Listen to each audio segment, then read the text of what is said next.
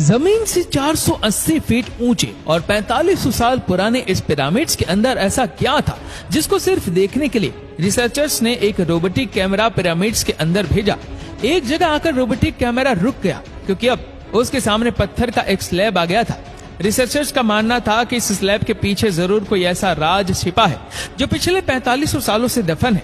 ये राज इनको हर कीमत से जानना था, इसीलिए इन्होंने रोबोट के आगे एक ड्रिल मशीन लगाई जिसने उन पत्थर के स्लैब में बारीक छेद कर दिया।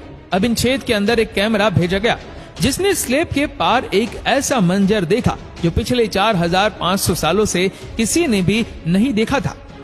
दोस्तों, इजिप्ट में टोटल 138 ऊंचे ऊंचे पिरामिड्स मौजूद है जिन्होंने पिछले हजारों सालों से दर्जनों अर्थक्वेक और कई खतरनाक तूफान का सामना किया, लेकिन मजाल है कि इनमें से कोई एक भी इधर से उधर हुआ हो।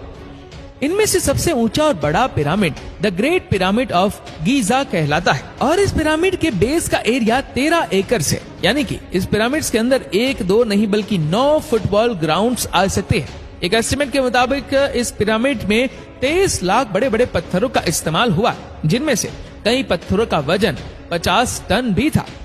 अगर इसके टोटल वजन का अंदाजा लगाया जाए तो इस पिरामिड का वजन 60 लाख टन है, जो कि 12 बुर्ज खलीफा के वजन के बराबर बनाता है।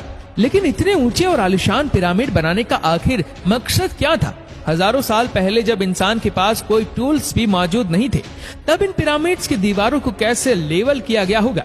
कैसे 50 टन वजनी पत्थरों को स्क्वायर शेप में काट कर बगैर क्रेन के ही 480 फीट ऊंचाई तक पहुंचाया गया होगा? और इनको बनाने में ऐसे कौन से इंजीनियर का हाथ था जिन्होंने इन पिरामिड को अर्थक्वेक प्रूफ के साथ साथ उनकी तमाम साइड्स को एग्जैक्टली 51.5 डिग्री के एंगल पर सेट किया? तो दोस्तों, आज हम आपके यही सारे सवालों के जवाब देने वाले हैं, तो वीडियो को अंत तक जरूर देखें। पहला चैलेंज। कई सदियों से रिसर्च टीम्स इस पिरामिड कंस्ट्रक्शन की टेक्निक जानने के लिए बैठी थी कि आखिर इस पिरामिड की हर साइड एग्जैक्टली बगैर कंपास के कैसे सेट की गई होगी।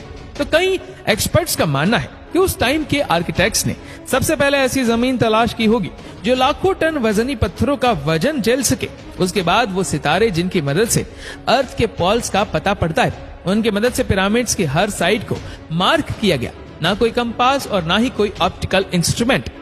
दूसरा चैलेंज था जमीन को लेवल करने का। जिस 13 एकड़ की जमीन पर पिरामिड बना था उसका लेवल थोड़ा सा भी आउट होता तो 23 लाख पत्थरों के इस पहाड़ का खड़ा होना बिल्कुल भी मुमकिन नहीं था। एक्सपर्ट्स का मानना है कि कंस्ट्रक्शन साइट की चारों साइड पर खड्डा करके उसमें पानी डाला गया होगा और फिर एक साइड के पानी के लेवल से दूसरे साइड के पानी के लेवल को मैच किया गया होगा। जो जमीन का हिस्सा पानी के लेवल से मैच नहीं कर रहा होगा उसको छीनी और हथौड़ों की मदद से काट कर लेवल किया गया होगा। Challenge number 3। दोस्तों, अब बारी थी कंस्ट्रक्शन की, जिसके लिए लाखों टन वजनी और बड़े पत्थर रिक्वायर्ड थे, लेकिन ये पत्थर काटने के लिए उनके पास कोई भी मशीनरी नहीं थी। लेकिन फिर भी उन्होंने 50 टन वजनी पत्थर काटे भी और उनको स्क्वायर या रेक्टेंगल शेप भी दिया। लेकिन आखिर किसकी मदद से? तो वो थी छीनी, जो सिर्फ कोपर से ही नहीं बनी थी, क्योंकि उनको भी ये बात मालूम थी कि कोपर नरम होता है और पत्थर नहीं काट सकता।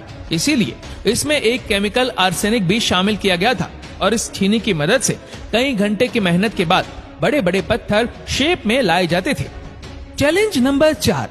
अब खास किस्म का पत्थर जिसकी कटाई पिरामिड कंस्ट्रक्शन साइट गीजा से 250 किलोमीटर दूर टोरा के शहर में हो रही थी।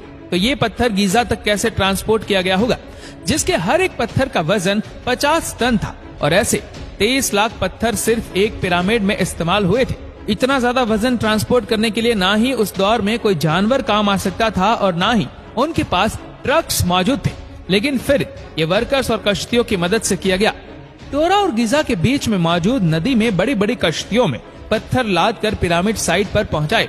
एक्सपर्ट्स का मानना है कि शिप में इतने बड़े पत्थर की लोडिंग और अनलोडिंग में कम से कम 500 मजदूरों की आर्मी एक ही वक्त में लगाई गई होगी। 5वां और आखिरी चैलेंज। ये पत्थर इतनी ऊंचाई तक आखिर कैसे पहुंचाए गए होंगे?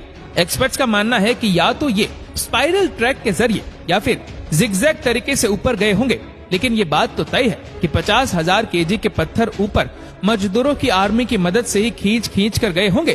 तो दोस्तों, आज के लिए बस इतना ही।